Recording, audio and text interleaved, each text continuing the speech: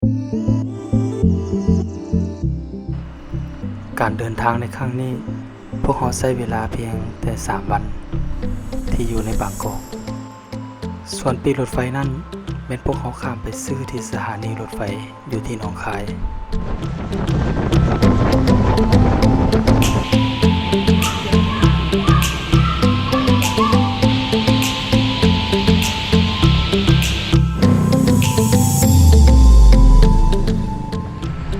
เวลารถไฟออกแมนอยู่ประมาณ 7:40 น.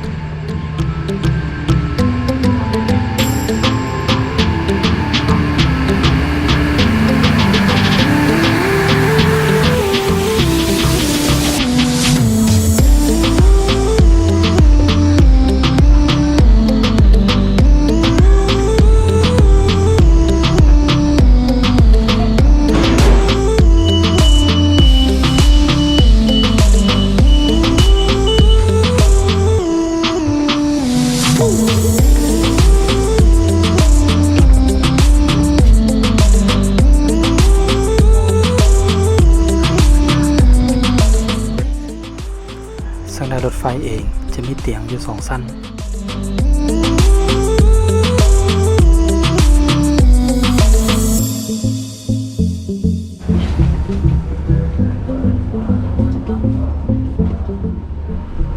ในรถไฟเองจะมีทั้งห้านอาหารห้องน้ำ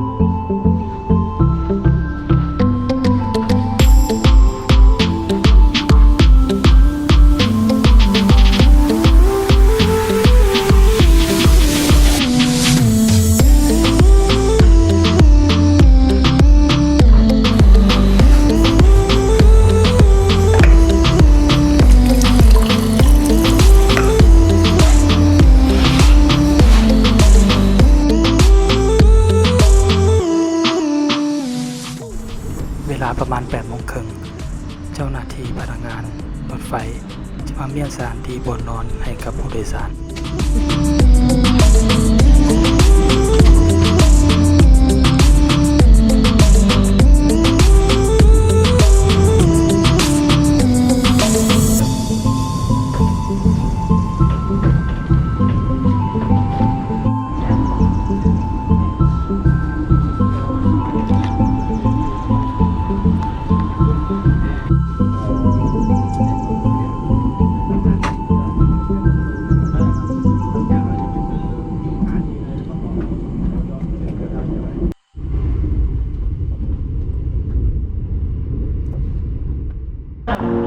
เวลาประมาณ 6:00 น. พวกเขาก็ไม่ได้ถึงสถานีรถไฟหัวลำโพงขณะนี้บริการดำเนินกรุงเทพ